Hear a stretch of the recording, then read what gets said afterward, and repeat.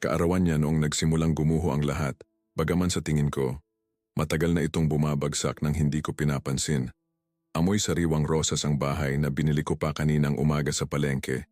Yung mga paborito niya, mga pulang rosas na perpekto ang mga talulot na napakamahal. Pero sulit naman kung mapapangiti ko siya. Ipinaghanda ko rin siya ng paborito niyang cake. Yung ube makapuno na natutunan kong gawin sa panonood ng mga video sa internet dahil alam kong walang bake shop ang nakakagawa nito sa paraang gusto niya. Lahat ay handa na. Ang mga kandila, ang mamahaling alak na itinago ko ng ilang buwan, ang mga regalong binalot sa kumikinang na papel na gustong-gusto niya. 32 taon na ang asawa ko at binalak kong gawin itong isang gabing hindi niya malilimutan. Ngunit dumating siya mula sa trabaho. Dala ang tingin na pamilyar na sa akin kahit pilit kong hindi kinikilala. Yung tingin na malayo, na para bang nandito nga siya, pero ang isip niya ay nasa ibang lugar, kasama ng ibang tao. Inilapag niya ang kanyang bag sa sofa kasabay ng isang pagod na buntong hininga na pinraktis niya sa mga nakaraang linggo. Tinanggal ang kanyang high heels na nagpatangkad sa kanya at bago ko pa maipakita ang mga inihanda ko, binitawan niya ang mga salitang magbabago sa lahat. Kailangan ko ng oras para sa sarili ko, sabi niya, yung boses na nanginginig sa tamang mga bahagi na parang inensayo ang bawat diin. Matagal na akong nag-iisip at pakiramdam ko kailangan kong magnilay-nilay tungkol sa buhay ko, kung sino ba talaga ako. Naiintindihan mo ba ako? Siyempre, naiintindihan ko. Lubos kong naiintindihan kung anong ibig sabihin kapag ang isang babae ay humihingi ng oras para magnilay-nilay. Nangangahulugan yun na may iba na. Isang taong nagpaparamdam sa kanya na buhay siya sa paraang tila hindi ko na kaya. Ngunit sa sandaling iyon, habang nakatayo sa aming kusina na may halimuyak ng matamis na cake at ng kanyang pabango na iba na ang amoy ngayon, mas matapang, na para bang naparami ang kanyang paggamit bago umuwi, nagpasya akong huwag nang magsalita. Tumango lang ako at ngumiti. Oo naman mahal, sabi ko habang naninikip ang dibdib ko. Lahat naman tayo kailangan ng oras para magnilay-nilay paminsan-minsan. Nakita ko kung paano agad na gumaan ang kanyang mga balikat na para bang inaasahan niyang makikipag-away ako, magrereklamo o marahil ay iiyak. Pero ibinigay ko ang gusto niya. Pag-unawa, suporta, kalayaan. Pinanood ko siyang umakyat sa aming kwarto. Narinig ko siyang binuksan ng aparador at nagsimulang maglagay ng mga damit sa isang maliit na maleta. Maong, mga blusang panlakad at yung lingerie na hindi ko makilala. Yung itim na set na regalo ko noong isang taon na hindi man lang niya sinuot para sa akin. Kailangan mo ng tulong? Tanong ko mula sa pintuan ng kwarto. Pinapanatili ang kalmado at payapang boses. Tila nagulat siyang makita ako roon na para bang pansamantalang nakalimutan niyang nandito ako. Hindi na salamat. Isang gabi lang siguro o dalawa. Pupunta ako sa boutique hotel sa labas ng syudad, yung malapit sa lawa. Alam mo na yung gusto nating puntahan pero di natin magawa. Napakagaling, naisip ko. Ang hotel sa tabi ng lawa, halos 1 oras mula sa syudad, sapat na malayo para walang makakitang kakilala. Sapat na romantiko para sa isang eskapada, kasama ang isang kalaguyo. Tinulungan ko siyang ibaba ang maleta, hinalikan ko siya sa noo tulad ng ginagawa ko dati, at sinamahan siya hanggang sa kanyang kotse. Binigyan niya ako ng mabilis na yakap, halos may halong pagkakasala, at nangakong tatawagan ako bukas. Pinanood ko ang mga ilaw sa likod ng kanyang kotse habang papalayo ito sa aming tahimik na kalye. Ang mga pulang ilaw na unti-unting lumiliit hanggang sa tuluyang maglaho sa gabi. Bumalik ako sa bahay na walang tao. Ang katahimikan na sumalubong sa akin ay iba sa karaniwang katahimikan. Ito yung klase ng katahimikan pagkatapos ng isang palabas, kapag ang huling aktor ay umalis na sa entablado at pinatay na ang mga ilaw, pero walang palakpakan, walang anuman kundi ang alingaw-ngaw ng mga nangyari. Naupo ako sa dilim ng sala ng maraming oras. Hindi ko binuksan ang ilaw, hindi ko binuksan ang telebisyon, nanatili lang ako roon.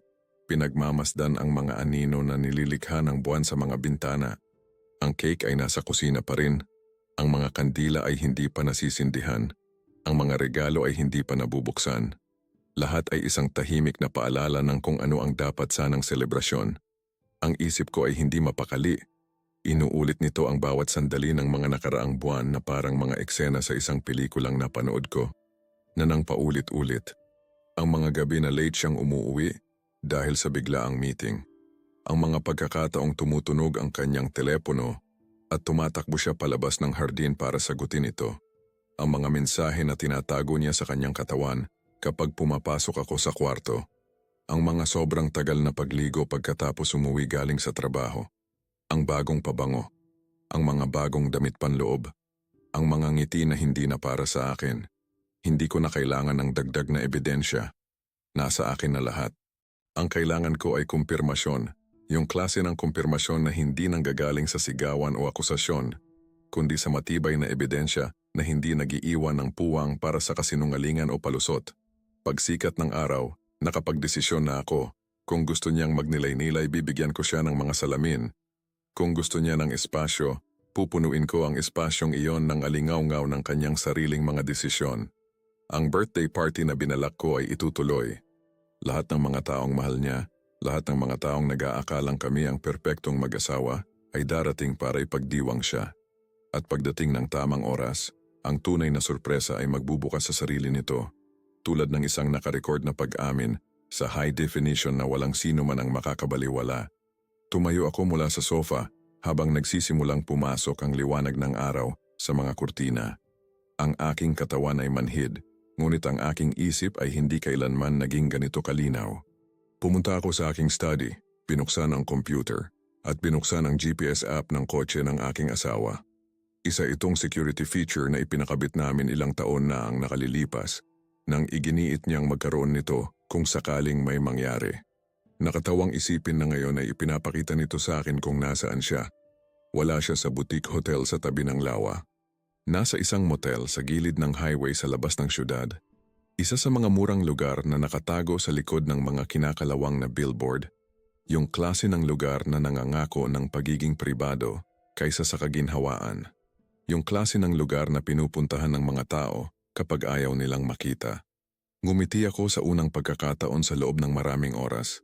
Hindi ito isang ngiti ng kaligayahan, kundi ng lubos na kalinawan. Ngayon alam ko na kung nasaan siya, kung sino ang kasama niya, at kung ano ang ginagawa nila. At higit sa lahat, alam ko na kung ano ang gagawin ko. Naligo ako ng matagal, nag-ahit ng maingat, isinuot ang pinakamaganda kong damit. Mayroon akong birthday party na kailangang ayusin. Ipinadala ko ang mga imbitasyon kinaumagahan, tinatype ang bawat mensahe ng may kahinahunan na ikinagulat ko. Surprise birthday party para kay Isabel, paulit-ulit kong tinatype. Huwag ninyong sasabihin sa kanya, gusto kong maging tunay na sorpresa ito. Ang mga kaibigan ko ay sumasagot ng mga emoji na may mga mensaheng nagsasabing, ikaw ang pinakamagaling na asawa sa buong mundo at ang swerte niya sa'yo. Kung alam lang nila, tinawagan ko ang kanyang ina, si Aling Carmen, ang babaeng laging tumuturing sa akin na parang isang anak. Naku Miguel, sabi niya sa akin sa mainit na boses na iyon na nagpapaalala sa akin kay Isabel noong tapat pa siya. Napakagandang detalye. Hindi alam ng anak ko kung gaano siya kaswerte sa lalaking mayroon siya. Hiniling ko sa kanya na huwag sabihin kahit ano, na dapat lahat ay sorpresa. Nangako siyang maglilihim, at naririnig ko ang pananabik sa kanyang boses. Kawawang babae, wala siyang ideya sa kung ano ang kanyang masasaksihan. Inimbita ko ang kanyang matalik na kaibigan, si Patty, yung naging maid of honor sa aming kasal. Inimbita ko ang kanyang mga pinsan, ang kanyang mga katrabaho, ang mga kapitbahay na laging nagkokomento kung gaano kaperpekto ang aming relasyon. Inimbita ko maging ang pari na nagkasal sa amin 5 taon na ang nakalilipas sa simbahan ng San Miguel, yung matandang lalaki na laging ginagawa kaming halimbawa sa mga batang mag-asawa. Gusto kong lahat sila ay nandoon. Gusto ko ng mga saksi. Ginugol ko ang buong araw sa paghahanda ng lahat ng may metikulosong paraan na halos obsesibo na. Bumili ako ng mas maraming kandila, mas maraming bulaklak, mas maraming dekorasyon. Ginawa kong isang bulwagan ng pagdiriwang ang aming sala na karapat-dapat sa isang reyna. Ang mga ilaw na malabo, ang malumanay na musika sa background, ang mga mesa na may pika-pika at alak. Kailangang maging perpekto ang lahat. Dahil ang mga susunod na mangyayari ay nararapat sa pinakamahusay na entablado. Ngunit ang tunay na paghahanda ay nangyari sa aking study, malayo sa mga mata ng sinuman. Inilabas ko ang projector na ginagamit ko para sa mga presentasyon sa trabaho at maingat itong inayos. Ikonekta ko ang aking laptop, sinuri ang tunog, siniguradong lahat ay gagana ng perpekto. Pagkatapos ay binuksan ko ang folder na aking kinokolekta sa loob ng nakaraang buwan. Makikita ninyo hindi ako isang taong tanga. Nang magsimula ang mga hinala, hindi ako nanatiling nakaupo lang at naghihintay na mahulog ang katotohanan mula sa langit. Kumuha ako ng isang tao, isang private investigator na inirekomenda ng isang kasamahan sa trabaho. Hindi ito mura, ngunit sulit ang bawat sentimo. Ang mga larawan, ang mga video, ang mga audio recording, lahat ay nandoon, nakaayos ayon sa petsa at oras. Bawat pagkikita sa mga murang hotel, bawat ninakaw na halik sa madidilim na paradahan, bawat kasinungalingan na nakadokumento ng may tumpak na katibayan, at pagkatapos ay ang kanyang iCloud account. Hindi niya alam na may access ako. Inayos ko ito maraming taon na ang nakalilipas nang tulungan ko siyang iset up ang kanyang bagong telepono at hindi niya kailanman pinalitan ang mga password. Kaya bawat larawan na kinunan niya, bawat mensahe na ipinadala niya, bawat video na inimbak niya, lahat ay otomatikong nagsisync sa cloud. At may access ako sa lahat ng ito. Ang mga mensahe nila ay partikular na nagsisiwalat. Paulo, ang pangalan niya. Isang kasamahan sa kanyang opisina, 35 taong gulang, diborsyado, na may mayabang na tiwala sa sarili ng mga lalaking naniniwalang makukuha nila ang anumang gusto nila nang walang kahihinatnan. Ang mga mensahe ay nagsimula ng inosente 6 na buwan na ang nakalilipas.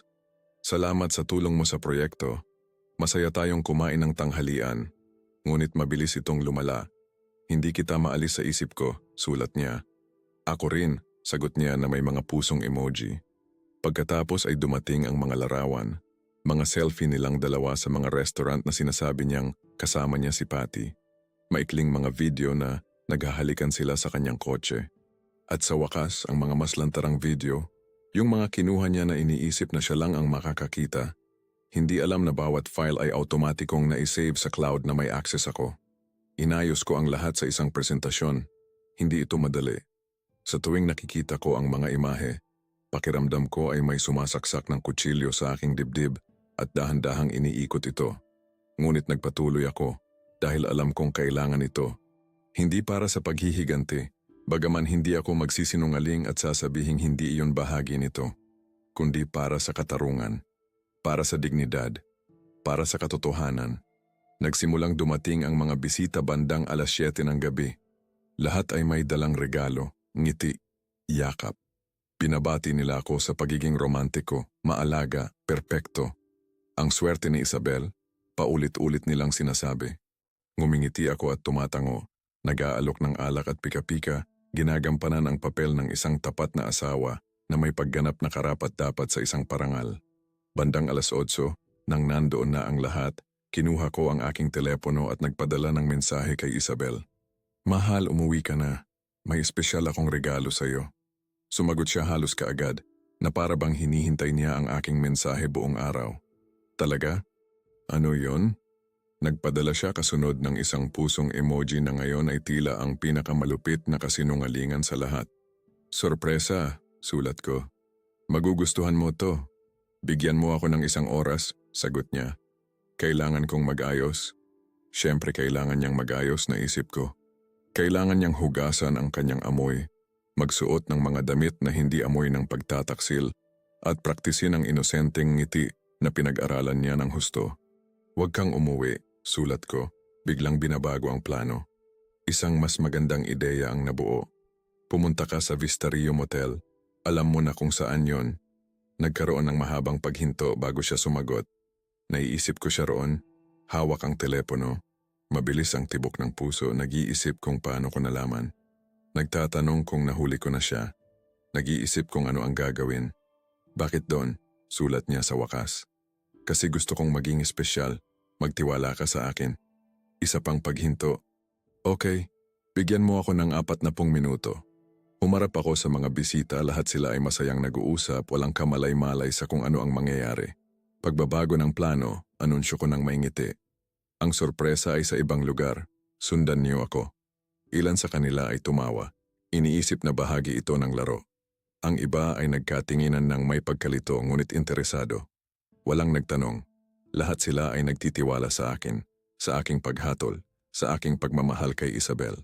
Kaya nang hilingin ko sa kanila na sundan ako sa kanilang mga sasakyan, lahat sila ay sumunod. Bumuo kami ng isang maliit na karaban ng mga kotse na umaalis sa aming tahimik na kapitbahayan. Ako ang nasa unahan, ginagabayan sila sa mga maliwanag na kalye ng syudad. Pagkatapos ay sa highway na patungo sa labas. Ang mga ilaw ng ibang mga sasakyan ay kumikinang sa aking rear view mirror, isang prosesyon ng mga saksi na sumusunod sa akin patungo sa pagbubunyag. Nang makarating kami sa Vista Rio Motel, ilan sa mga bisita ay nagsimula ng magbulungan. Nakita kong kumunot ang noo ni Patty, si Aling Carmen ay tumingin sa paligid ng may pagkalito. Ngunit hiniling ko sa kanila na maghintay, na magtiwala sa akin ng kaunti pa. Ang asul na kotse ni Isabel ay nandoon na. Nakaparada sa tabi ng huling silid, ang numero 18. Ang mga kurtina ay sarado ngunit nakikita ko ang mga anino na gumagalaw sa likod ng mga ito. Sumikip ang dibdib ko, hindi na dahil sa sakit kundi sa pag-asam. Bawat segundo ay tila walang hanggan habang hinihintay ko ang perpektong sandali. Pagkatapos ay hiniling ko sa lahat na sumunod sa akin ng tahimik. Bahagi ito ng sorpresa, bulong ko. Ilan ay kinakabahang ngumiti, kumukuha ng video sa kanilang mga telepono. Iniisip na ito ay isang malaking romantikong biro. Kung alam lang nila. Nang makarating kami sa pintuan ng silid 18, huminto ako. Naririnig ko ang mga boses sa loob, tawanan, ang hindi mapag-aalinlangan ng tunog ng malapit na ugnayan. Ang aking mga kamay ay hindi nanginginig. Ang aking pulso ay hindi bumibilis. Mayroon lamang kalinawan ngayon, malamig at tumpak tulad ng salamin na malapit ng mabasag. Kumatok ako sa pinto ng 1 beses, 2 beses, at nang hindi naghihintay ng sagot, itinulak ko ito. Bumukas ang pinto at ang sumunod ay isang matinding katahimikan na tila pati ang ugong ng neon sign sa labas ay huminto. Ito yung klase ng katahimikan na nangyayari bago gumuho ang mundo, yung segundo na nakabitin sa oras kung saan naiintindihan ng lahat na wala nang babalik sa dati. Si Isabel ay nakatayo sa tabi ng kama, naniga sa lugar, hawak ang puting kumot sa kanyang hubad na dibdib. Ang kanyang buhok, yung kayumangging buhok na dati kong hinahaplos bawat gabi bago matulog, ay magulo at basa. Bumuka ang kanyang bibig ngunit walang lumabas na tunog. Ang kanyang mga mata, yung mga matang kulay pulot na nangako sa akin ng walang hanggang pag-ibig sa harap ng Diyos at ng aming buong pamilya, ngayon ay puno ng dalisay at matinding takot. Sa tabi niya ay siya, si Paulo. Ang lalaking ipinagpalit niya sa 5 taon ng kasal, 5 taon ng mga pangako at pangarap na pinagsaluhan. Halos hubad siya. Desperadong hinahanap ang kanyang damit. Nanginginig ang mga kamay habang nakatingin sa pinto. Sa akin, sa dami ng mga taong nagsisiksikan sa likod ko na sinusubukang intindihin kung ano ang kanilang nakikita. Sa likod ko, narinig ko ang impit na sigaw ng isang tao. Sa tingin ko ay si Patty yon. Tapos ang tunog ng isang teleponong nahulog sa sementadong sahig. Si Aling Carmen ay napahagulgol, isang mababa at malalim na tunog na nagmumula sa kaibuturan ng kanyang kaluluwa. May iba pang nagmura ng mahina. At pagkatapos, na para bang hinihintay ang senyas na iyon, pinindot ko ang isang pindutan sa aking telepono. Ang mga portable speaker na inilagay ko sa paligid ng entrada ay nabuhay. At ang lumabas mula sa mga ito ay ang boses ng aking asawa, ang kanyang tunay na boses na ka-record hindi maikakaila. Mga ungol, mga bulong, mga salitang hindi niya kailanman sinabi sa akin ngunit sinasabi niya sa kanya, "Mahal kita, huwag kang tumigil. Ikaw ang lahat ng kailangan ko." Nawala ang kulay sa mukha ni Isabel. Sinubukan niyang magsalita, gumalaw ang kanyang mga labi na bumubuo ng mga salita na hindi kayang tapatan ang lakas ng kanyang sariling boses na paulit-ulit na pinapatugtog, pinalakas, imposible na baliwalain. Humakbang siya pasulong, iniabot ang isang kamay na para bang kaya niyang pigilan ang nangyayari na. "Miguel, parang awa mo na." Sa wakas ay nasabi niya. Basag ang boses. "Hayaan mong magpaliwanag ako." Pero wala akong sinabi. Tumabi lang ako, hinahayaan ang lahat ng mga bisita na makita ng malinaw ang loob ng silid. Hinahayaan silang makita ang magulong kama, ang mga damit na nakakalat sa sahig, ang mga bote ng alak na halos walang laman sa mesa sa tabi ng kama. Hinahayaan kong ang katotohanan ang magsalita para sa sarili nito. Pagkatapos sa isang malumanay at sinadyang kilos, binuksan ko ang projector na inilagay ko sa isang tripod sa labas lang ng pinto. Ang puting pader sa likod ng kama ay naging isang pansamantalang screen at ang lumabas dito ay nagpanginig maging kay Paulo. Nagsimulang mag-play ang mga larawan. Hindi lang ito mga larawan, bagaman marami nito. Mga video ito, mga pinalaking text messages, mga email, lahat ay nakaayos ayon sa pagkakasunod-sunod ng mga pangyayari. Isang timeline ng pagtataksil. Bawat pagkikita ay nakadokumento. Bawat kasinungalingan ay nakalantad. Bawat magtatrabaho ako ng late ay nabunyag bilang isang lihim na petsa. Bawat lalabas kasama si Patty ay nabunyag bilang isang gabi kasama siya. Ang unang larawan ay nagpapakita kina Isabel at Paulo na naghahalikan sa paradahan ng kanilang opisina. Petsa, Marso 15. Ang parehong gabi na sinabi niya sa akin na kailangan niyang manatili ng late para tapusin ang isang mahalagang ulat. Ang pangalawa ay sila na pumapasok sa isang hotel sa sentro, magkahawak kamay. Petsa, Marso 28. Iyon ang gabi ng aking kaarawan nang dumating siya ng 3 oras na huli na sinasabing napakabigat ng trapiko. Diyos ko po, narinig kong may bumulong sa likod ko. Sa tingin ko ay isa sa kanyang mga pinsan. Nagpatuloy ang mga video. Mayroong 12 ng mga ito, maingat na pinagsama-sama sa isang presentasyon na inabot ng ilang araw para makumpleto. Bawat clip ay tumatagal lamang ng ilang segundo, ngunit sapat na iyon, sapat na para makita ang katotohanan. Sapat na para maunawaan ang laki ng kasinungalingan. Sapat na upang walang anumang pagdududa sa isipan ng sinuman tungkol sa kung ano ang nangyayari habang ako ay naghihintay sa bahay na parang tanga, nagtitiwala sa kanya. Tapos lumabas ang mga text messages, nakaproyekto sa malalaking letra. Ang asawa ko madaling utuin, naniniwala sa lahat ng sinasabi ko. Isabel, Abril 10. Hindi na ako makapaghintay na iwan siya. Kailangan ko lang ng tamang tiyempo.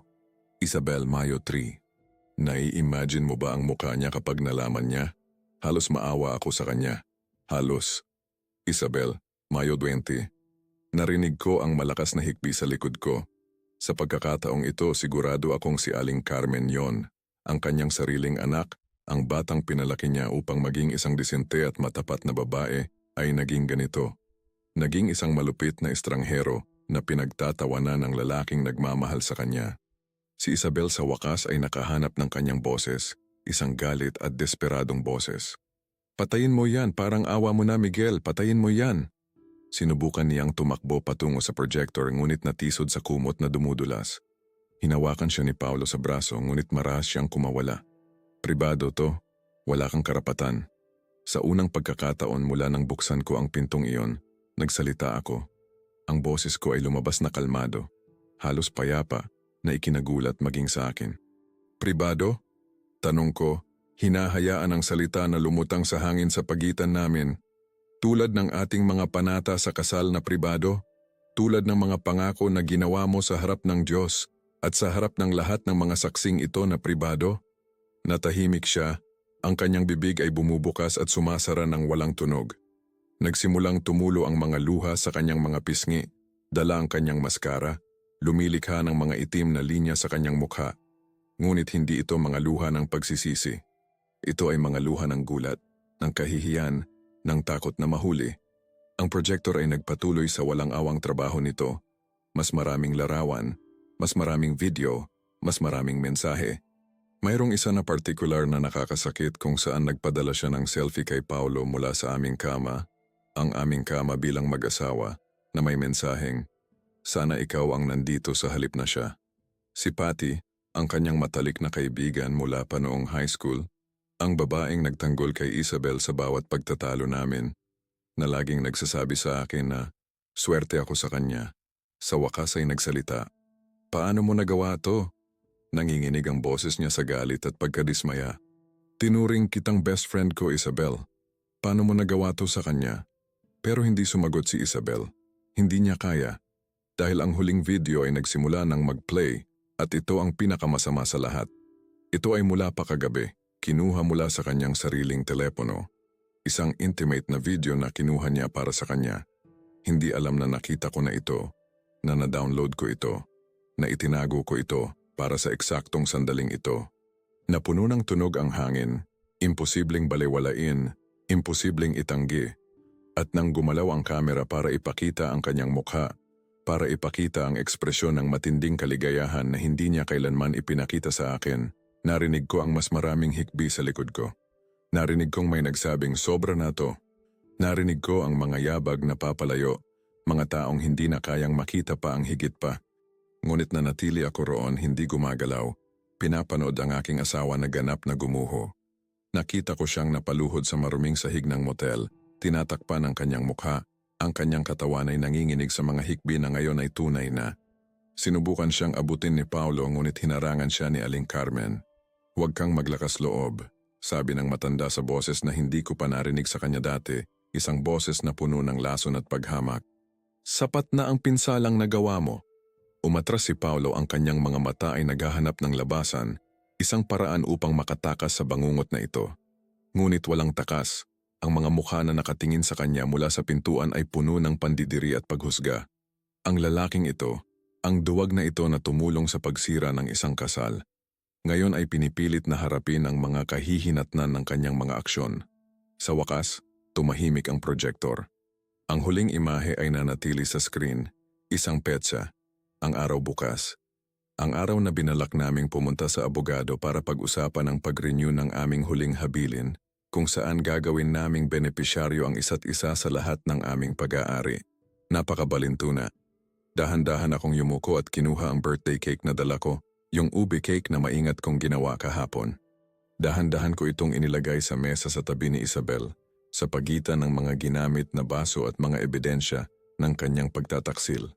"Happy birthday," sabi ko sa boses na hindi ko nakilala bilang akin. "Mag-wish ka." Tumingala siya sa akin, ang kanyang mukha ay wasak, hindi na makilala. "Miguel?" Nagsimula siya ngunit tumalikod na ako. Naglakad ako patungo sa pinto, dumaan sa tahimik na karamihan. Walang nagsalita, walang sino man ang sumubok na pigilan ako. Tumabi lang sila, gumawa ng daan para makaalis ako sa lugar na iyon, sa sandaling iyon, sa buhay na iyon na hindi na akin. Narinig ko ang mga yabag sa likod ko. Ang mga bisita ay sumusunod sa akin, umaalis sa motel sa isang tahimik na prosesyon. Ang ilan ay hayagang umiiyak. Ang iba ay naglalakad ng nakayuko. Ngunit lahat sila ay umalis, iniiwan sina Isabel at Paulo na mag-isa kasama ang mga kahihinatnan ng kanilang mga aksyon. Nang makarating ako sa aking kotse, pinayagan ko ang aking sarili ng isang sandali upang lumingon. Ang pinto ng silid 18 ay bukas pa rin, isang parihabang dilaw na liwanag sa dilim. Nakikita ko ang anino ni Isabel na nasa sahig pa rin, hindi gumagalaw, na para bang ang buong mundo niya ay gumuho sa maliit na silid ng motel na iyon. At sa tingin ko, ganun nga. Dahil habang papalayo ako sa aking kotse, naririnig ang tunog ng graba sa ilalim ng mga gulong. Alam kong para sa kanya, wala nang babalik sa dati. Ang video ay kumakalat na, hindi dahil sa akin, kundi dahil ilan sa mga bisita ay kinunan ang lahat sa kanilang mga telepono. Pagsapit ng umaga, malalaman ito ng buong syudad. Malalaman ito ng kanyang pamilya. Malalaman ito ng kanyang trabaho. Malalaman ng lahat kung sino talaga si Isabel. Pero wala na akong pakialam. Dahil habang nagmamaneho ako pabalik sa bahay na iyon na hindi na amoy rosas o kasinungalingan, naramdaman ko ang isang bagay na hindi ko naramdaman sa loob ng maraming buwan, kapayapaan.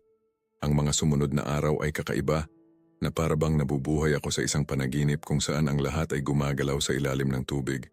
Mabagal, baluktot, hindi totoo. Ngunit ito ay totoo. Lahat ay napakatotoo. Nag-viral ang video bago pa sumikat ang araw. Hindi ako ang nag-upload nito sa internet, gusto kong linawin iyon. Ito ay ang mga bisita. Ang mga parehong tao na nag-video ng lahat na iniisip na ito ay isang malaking biro, na ngayon ay nagbabahagi ng mga imahe sa mga group chat, sa Facebook, sa Instagram. "Hindi ka maniniwala sa nangyari kagabi," sulat nila. At ganoon, tulad ng isang apoy na kumakalat ng walang kontrol, ang kwento ni Isabel at ang kanyang pagtataksil ay umabot sa bawat sulok ng aming syudad. Ang aking telepono ay hindi tumitigil sa pagring. Mga tawag, mensahe, walang tigil na mga abiso. Ang ilan ay nagpapakita ng suporta. "Brad, ginawa mo ang tama. Matapang kang tao. Nararapat lang sa kanya yan. Ang iba ay nag-aalala. Okay ka lang ba? Kailangan mo ba ng kahit ano? Dito ka muna tumuloy sa amin ng ilang araw. At pagkatapos ay may iba pa. Yung mga nagsasabing lumampas ako sa guhit, na ako ay malupit, na dapat ay inayos ko ang mga bagay ng pribado. Pero alam nyo ba? Hindi ako nagsisisi, kahit kaunti. Sinubukan akong tawagan ni Isabel ng eksaktong 143 beses sa unang 2 araw. Alam ko dahil binilang ko. Bawat tawag na tinanggihan ko ay parang pagsasara ng pinto na hindi dapat nabuksan. Iniwan niya ako ng mga voice message, 2 ang mga ito. Ang kanyang boses ay nagbabago mula sa desperasyon patungo sa galit, tapos pabalik sa pagsusumamo. Pinakinggan ko lahat ng ito ng 1 beses. Sa isang gabi kung saan hindi ako makatulog at kailangan kong kumpirmahin na ginawa ko ang tamang desisyon. Miguel, parang awa mo na. Kailangan nating mag-usap, sabi niya sa una. Nanginginig pa ang boses niya. Sorry na. Nagkamali ako ng malaki. Parang awa mo na. Bigyan mo ako ng pagkakataon na magpaliwanag. Sa ika-20 mensahe, nagbago ang tono. Isa kang halimaw. Paano mo nagawa ito sa akin? Ipahiya ako sa harap ng pamilya ko, sa harap ng nanay ko. Alam mo ba kung ano ang ginawa mo? Pagsapit ng ika-50 mensahe, bumalik siya sa pagsusumamo. Parang awa mo na, Miguel. Nawalan ako ng trabaho. Tinanggal ako. Sabi nila, lumikha ako ng toxic na kapaligiran sa trabaho. Si Paulo ay natanggal din. Hindi ako kinakausap ni nanay. Pinablock ako ni Patty. Wala na akong kakampi. Parang awa mo na, sagutin mo lang ang telepono. Pinura ko lahat ng mensahe pagkatapos kong pakinggan. Hindi dahil nakonsensya ako, kundi dahil wala na itong kahulugan sa akin. Ito ay mga salita ng isang estranghero, ng isang taong minsan kong nakilala, ngunit wala na sa aking mundo. Sa ika-2 araw pagkatapos ng insidente, dumalaw si Aling Carmen. Tumunog ang doorbell at nakita ko siya sa peephole, nakatayo sa aking beranda. May hawak na panyo at namumugto ang mga mata sa kaiiyak. Sandali kong pinag-isipan na huwag buksan. Ano pa ang sasabihin namin?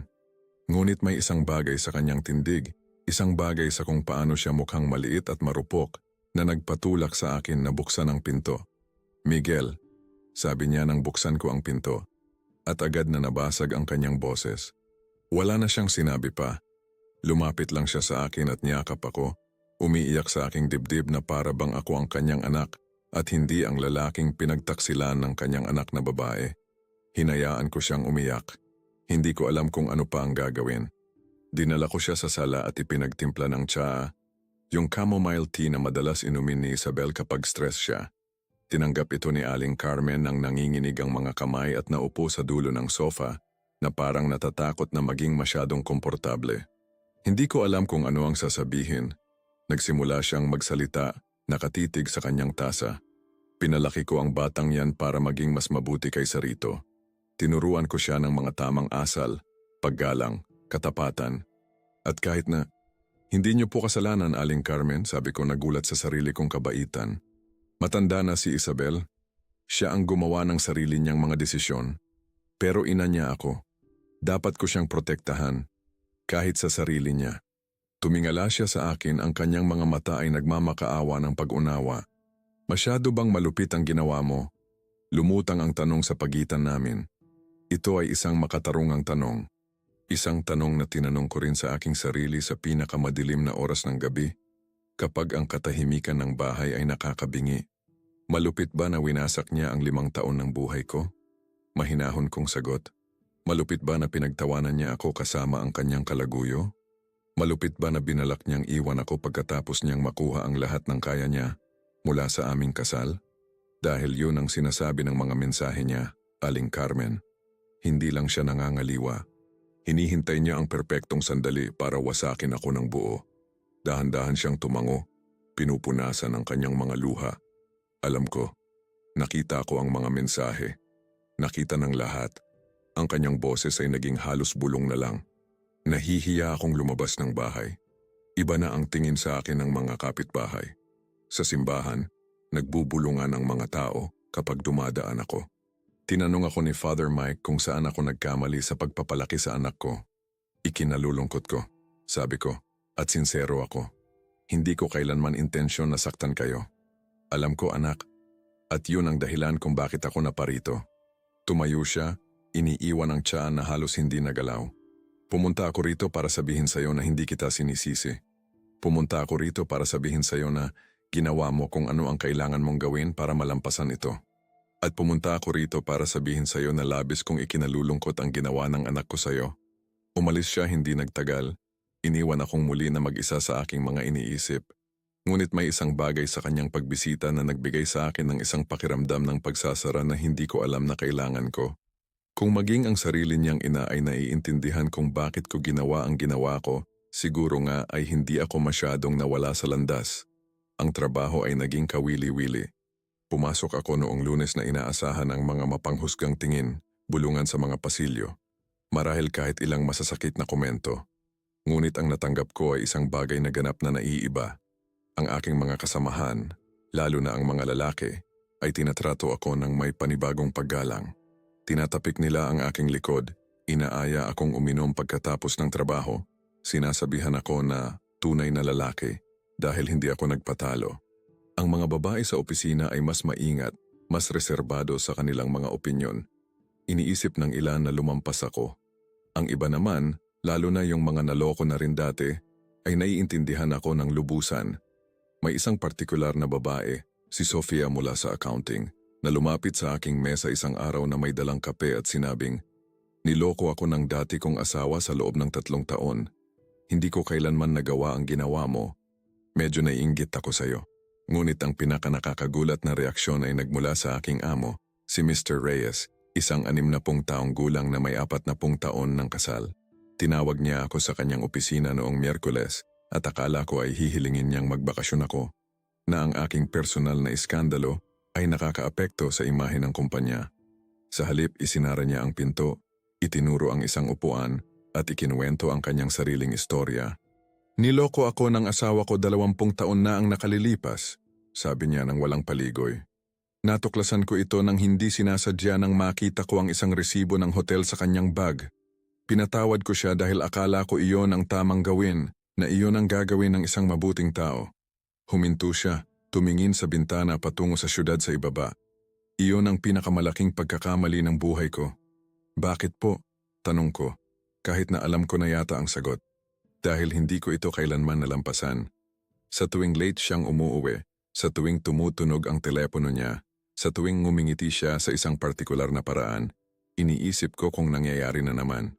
Nilason ng kawalan ng tiwala ang lahat ng mayroon kami.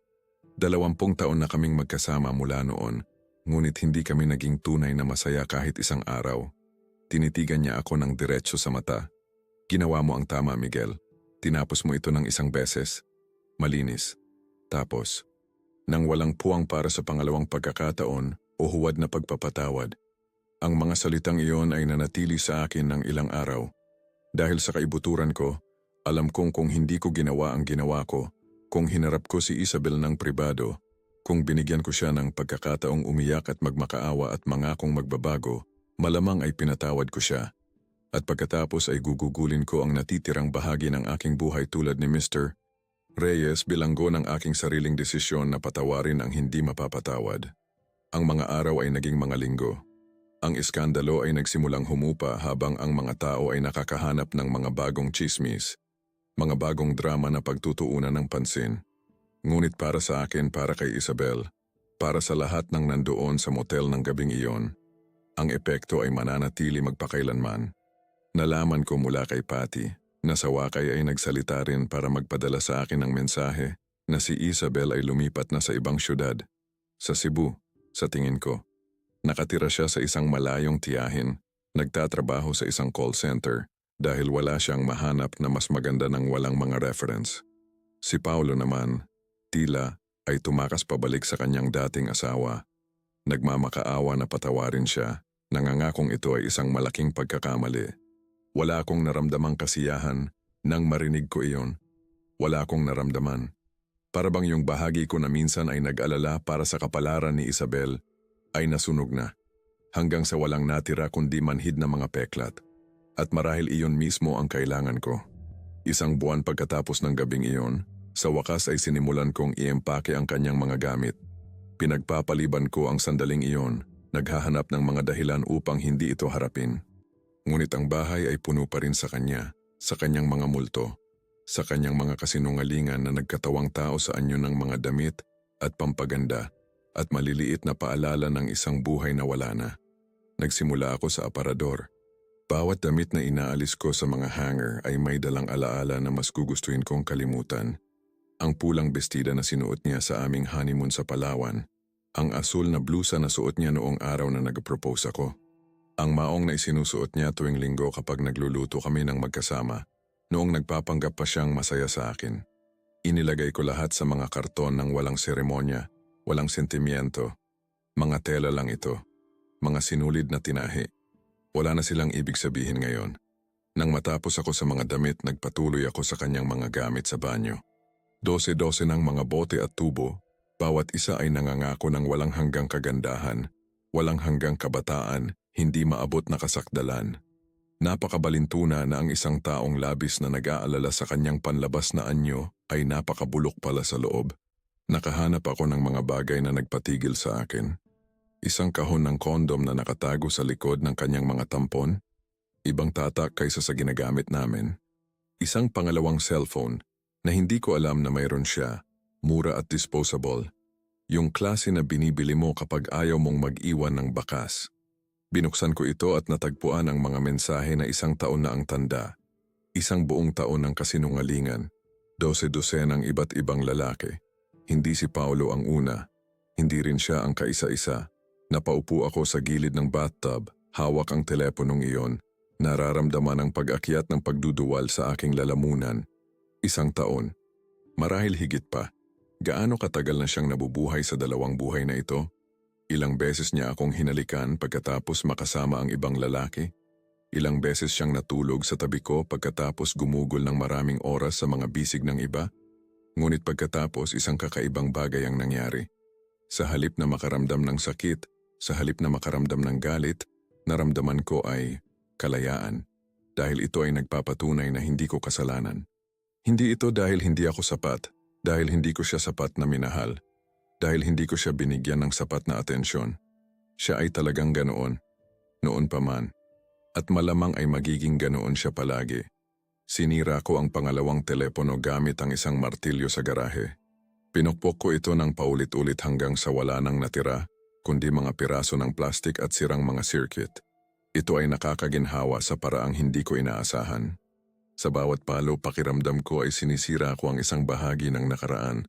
Pinapalaya ang aking sarili mula sa mga tanikala na hindi ko alam na dala-dala ko. Dumating ang mga papeles ng diborsyo isang linggo pagkatapos. Pinirmahan na ito ni Isabel ng walang protesta, walang negosasyon, walang hinihingi.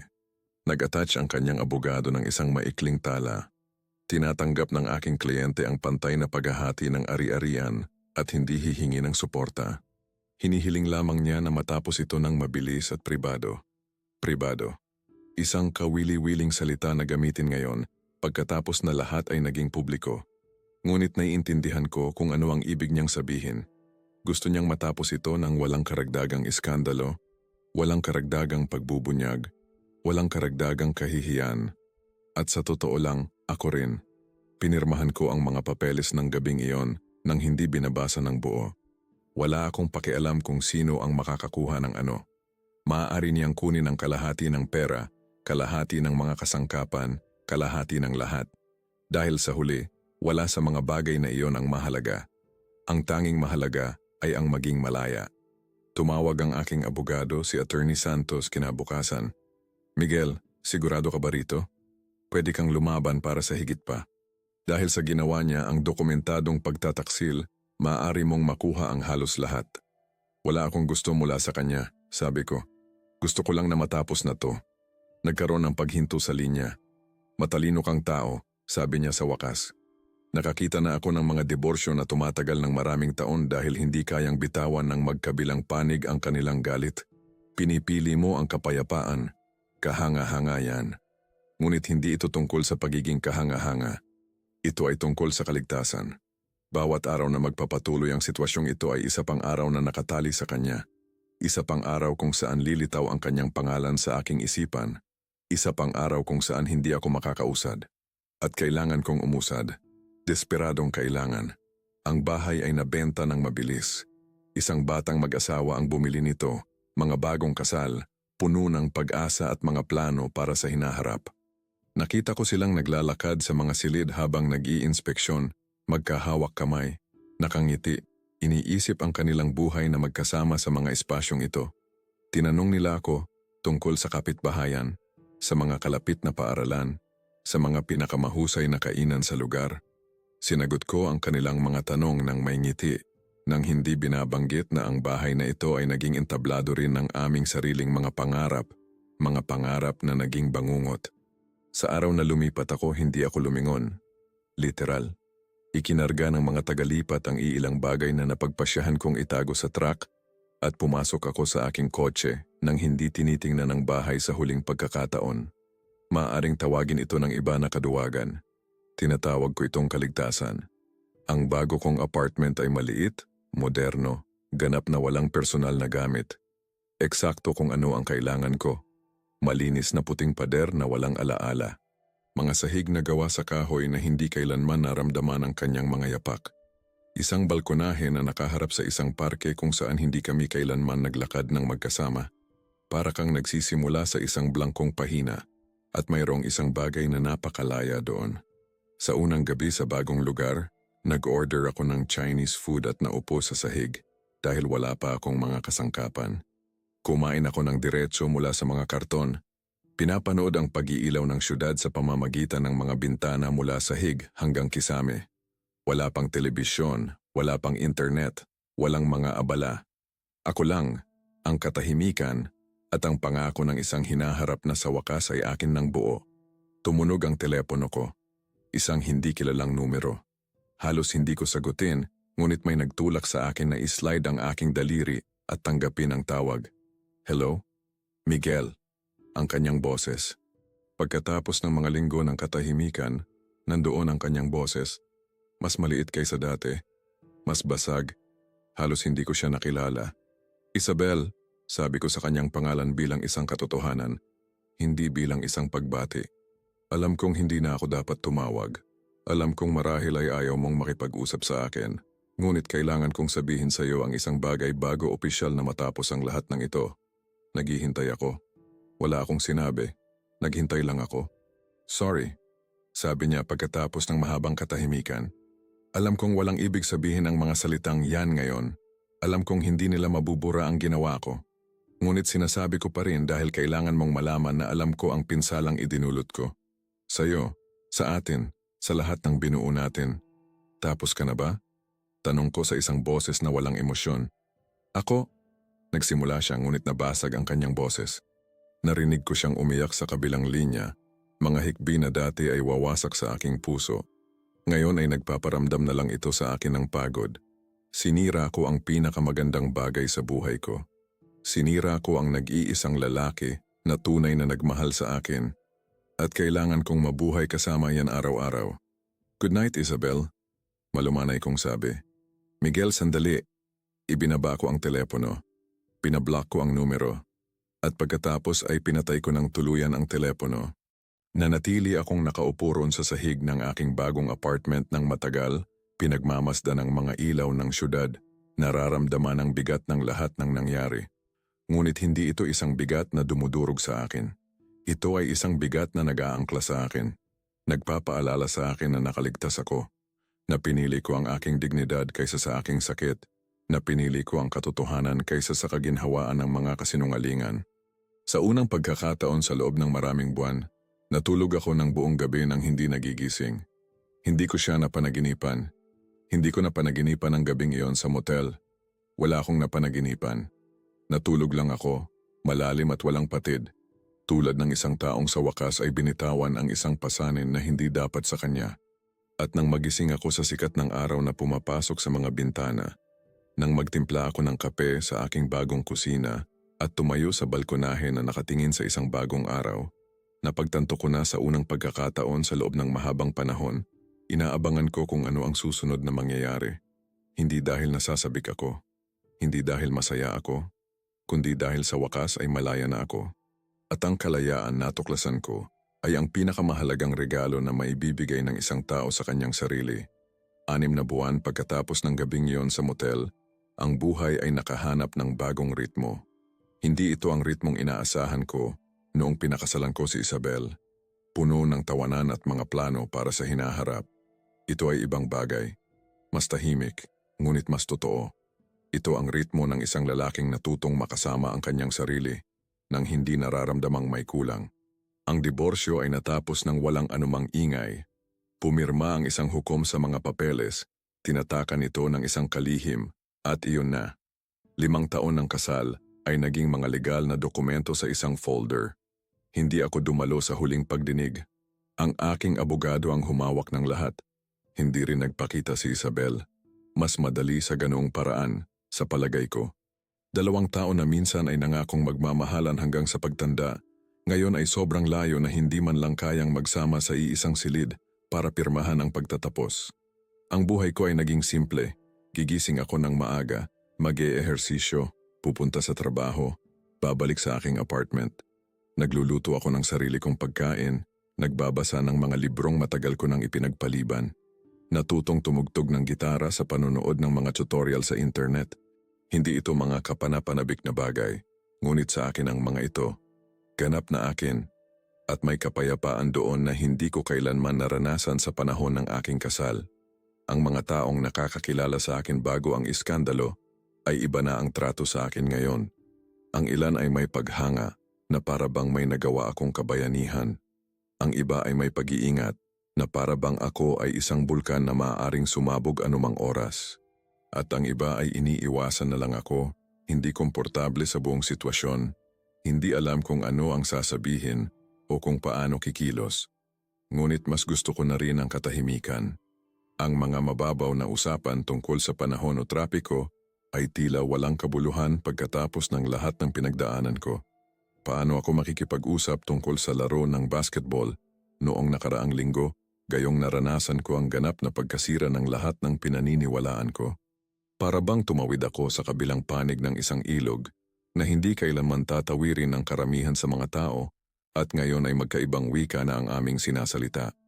Isang Biyernes ng gabi, habang ang iba ay lumalabas sa mga bar at restaurant, ako ay nakaupo sa aking balkonahe na may malamig na beer. Pinagmamasdan ang mga bituin na halos hindi makita dahil sa liwanag ng syudad. Nag-vibrate ang aking telepono. Mensahe mula kay Patty. Naiisip kita. Kumusta ka? Talaga? Ito ang unang pagkakataon na may nagtanong sa akin yan ng totoo sa loob ng maraming buwan. Karamihan ay nagtatanong ng, kumusta ka? Bilang isang automatikong pagbati nang hindi talaga gustong malaman ang sagot. Ngunit si Patty ay palaging naiiba. Kahit na matapos ang lahat ng drama kay Isabel na natili siyang nakikipag-ugnayan, nagpapadala ng paminsan-minsang mensahe para ipaalala sa akin na mayroon pa ring mga taong nagmamalasakit sa akin. Okay lang ako, sagot ko. Matapos mag-isip sandali, idinagdag ko. Totoo, sa unang pagkakataon sa loob ng mahabang panahon tunay na okay ako. Masaya akong marinig iyan, karapat-dapat ka. At para malaman mo, yung ginawa mo, wala akong lakas ng loob na gawin yon. Pero naiintindihan ko kung bakit mo ginawa. Ang mga salitang iyon ay may mas malaking kahulugan sa akin kaysa sa marahil ay inaakala niya. Dahil sa kabila ng pagbibigay katwiran ko sa aking sarili, sa kabila ng pagkaalam na ginawa ko ang tama para sa akin, mayroon pa ring maliit na bahagi na nagtatanong kung naging masyado ba akong malupit, masyadong pampubliko, masyadong mapaghigante. Ngunit pagkatapos ay naaalala ko ang mga mensahe sa pangalawang cellphone ni Isabel. Naalala ko ang kanilang tawanan ni Paolo tungkol sa kung gaano ako madaling utuin. Naalala ko ang bawat kasinungalingan, bawat pagtataksil, bawat sandali na ipinaramdam niya sa akin na parang ako ang nawawala sa sarili ko, gayong siya pala ang nabubuhay sa dalawang buhay. At pagkatapos ay alam kong hindi ito naging sobra. Ito ay eksakto kung ano ang kailangan para mapalaya ako. Ang anibersaryo ng kung ano ang dapat sanang ika-6 na taon ng aming kasal ay dumating sa isang ordinaryong Martes. Nagising ako na iniisip ito, ngunit hindi nang may kalungkutan. Mas may halong pag-usisa na para bang iniisip ko ang buhay ng ibang tao, ang mga plano at pangarap ng isang lalaki na wala na. Sa halip na pumasok sa trabaho sa araw na yon, Tumawag ako para sabihing may sakit ako. Hindi ito kasinungalingan, hindi eksakto. May sakit ako sa paraang hindi ko maipaliwanag sa isang 2 minutong tawag. Kaya ginugol ko ang araw na mag-isa, ginagawa ang mga bagay na kailangan kong gawin para tuluyang isara ang kabanatang iyon. Pumunta ako sa sementeryo kung saan nakalibing ang aking lola. Ang babaeng nagpalaki sa akin nang mamatay ang aking mga magulang sa isang aksidente sa sasakyan noong ako ay 8 taong gulang. Umupo ako sa tabi ng kanyang puntod at kinausap siya, tulad ng dati kong ginagawa noong bata pa ako at may mga problemang hindi ko alam kung paano lutasin. Lola, sabi ko sa hangin, alam kong marahil ay hindi mo aaprubahan ang ginawa ko. Palagi mo akong tinuruan na maging mas mabuting tao, na magpatawad, na daanin sa tamang paraan. Pero hindi ko kinaya. Hindi ko lang kinaya. Nabasag ang boses ko sa unang pagkakataon sa loob ng maraming buwan. At kailangan kong malaman kung masama na ba akong tao dahil dito. Siyempre, walang sagot. Tanging ang tunog lamang ng hangin sa mga puno at ang malayong huni ng mga ibon. Ngunit sa paanuman, habang nakaupo roon sa damuhan sa tabi ng kanyang lapida, naramdaman ko ang isang kapayapaan na hindi ko naramdaman mula nang magsimula ang lahat. Pagkatapos ng sementeryo, nag-drive ako papunta sa beach. 2 oras mula sa syudad. Ito ay isang lugar na hindi namin kailanman pinuntahan ni Isabel, kaya perpekto ito. Umupo ako sa buhangin habang nagsisimulang lumubog ang araw, pinipinturahan ang langit ng mga kulay kahel at rosas na tila napakaganda para maging totoo. Inilabas ko ang aking pitaka at natagpuan ang nag-iisang larawan na mayroon pa ako sa amin. Ito ay mula sa aming kasal, parehong nakangiti sa kamera ng may inosenteng kaligayahan ng mga taong naniniwalang kayang lampasan ng pag-ibig ang lahat. Tinitigan ko ang aming mga bata at puno ng pag-asa na mga mukha. At nagtaka ako kung kailan eksaktong nagsimulang gumuho ang lahat. Unti-unti ba ito? O mayroon bang isang tiyak na sandali kung kailan siya nagpasya na hindi na ako sapat? Malamang ay hindi ko na malalaman. At marahil ay ayos lang iyon. Tumayo ako. Naglakad patungo sa kung saan humahampas ang mga alon sa dalampasigan at itinapat ang larawan sa ibabaw ng tubig. Sandali akong nag-alinlangan. Ito na ang huling pisikal na koneksyon ko sa kabanatang iyon ng aking buhay.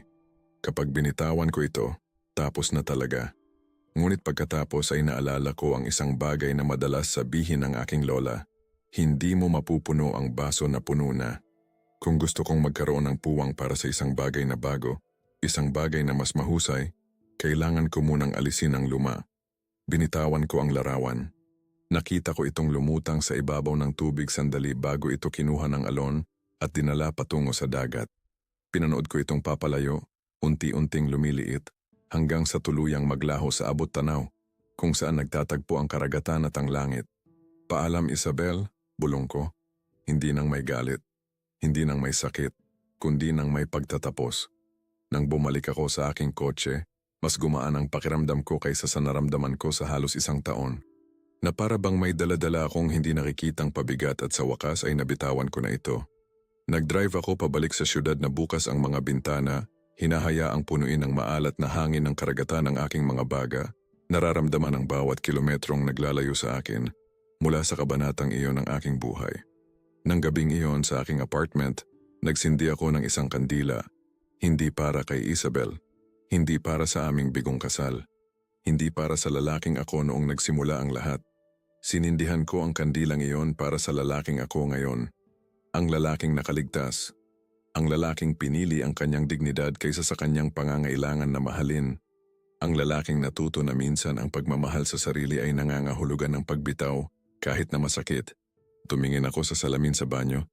Yung salamin kung saan minsan kong tinanong ang aking sarili. Kung ano ang nagawa kong mali. Kung bakit hindi ako sapat. Kung paano ako magbabago para mapasaya siya. Ngunit ang lalaking nakatingin pabalik sa akin ay hindi na nagtatanong ng mga ganoong bagay. Alam niya na hindi kailanman ito tungkol sa pagiging hindi sapat. Ito ay tungkol sa pagiging kasama ng isang taong hindi kayang pahalagahan kung ano ang mayroon siya. Ginawa mo ang tama, sabi ko sa aking refleksyon. At sa unang pagkakataon tunay kong pinaniwalaan ito. Ang mga sumunod na buwan ay nagdala ng mga pagbabago na hindi ko inaasahan. Nakakuha ako ng promosyon sa trabaho, isa na nangangailangan ng mas madalas na paglalakbay. Ngunit mas mataas din ang sahod. Tinanggap ko ito ng walang pag-aalinlangan. Bawat bagong destinasyon, bawat bagong syudad, ay isang pagkakataon upang muling likhain ang aking sarili. Upang makilala ang mga taong walang alam tungkol sa aking nakaraan na nakikita ako bilang si Miguel lang, hindi bilang ang lalaki sa video o ang asawang naloko. Sa kalaunan, tumigil na ang mga tao sa pag-uusap tungkol sa iskandalo. Mga bagong drama ang pumukaw sa atensyon ng syudad. Mga bagong viral video ang pumalit sa akin sa mga usapan sa opisina.